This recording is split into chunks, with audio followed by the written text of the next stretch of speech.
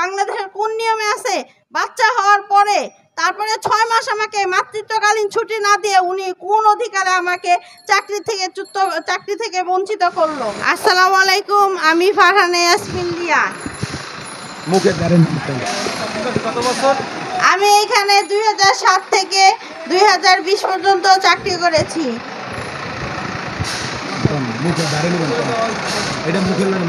আমাকে চাকরিচ্যুত করে দেওয়া হয়েছে।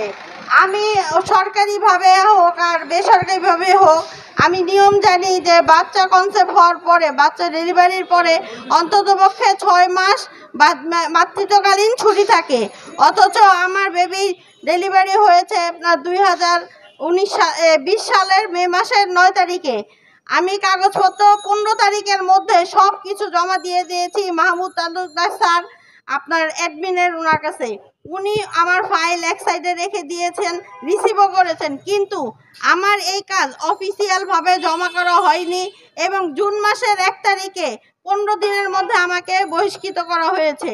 এখন আমার তালুকদার অ্যাডমিন স্যারের কাছে প্রশ্ন যে এটা কোন আইনে, বাংলাদেশের কোন নিয়মে আছে? বাচ্চা হওয়ার পরে তারপরে 6 মাস আমাকে মাতৃত্বকালীন ছুটি না দিয়ে উনি কোন অধিকারে আমাকে চাকরি থেকে বঞ্চিত করলো? আর আপনারা বলছেন টাকা পয়সা সব দিয়ে দিয়েছেন।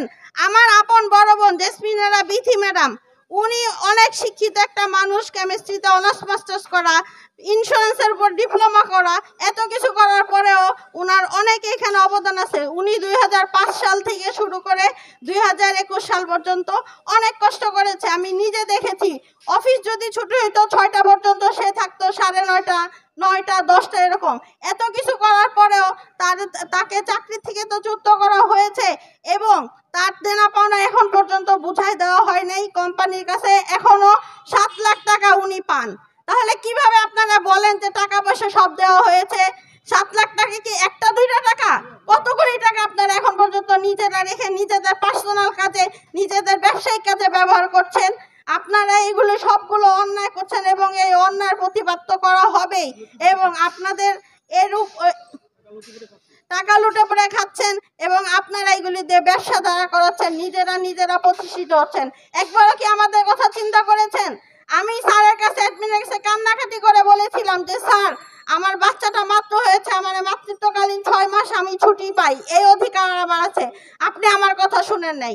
আমি কান্নাকাটি করে 2-3 বার এসেছি তালুকদার স্যারের কাছে, উনি আমার কথার মূল্যায়ন করেন নাই। আপনাদের কাছে আমার প্রশ্ন, উনি কি এই ডেলিভারি অবস্থা আমার বাচ্চার ভরণ পোষণ এইগুলি করার কথা?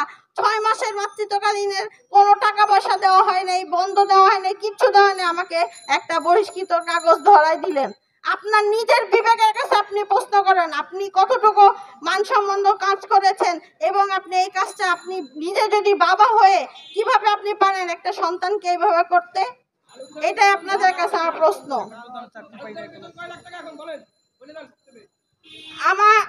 আমার বড় বোন 7 লাখ টাকা পায়, আমি আমার টাকা এটা করেছি।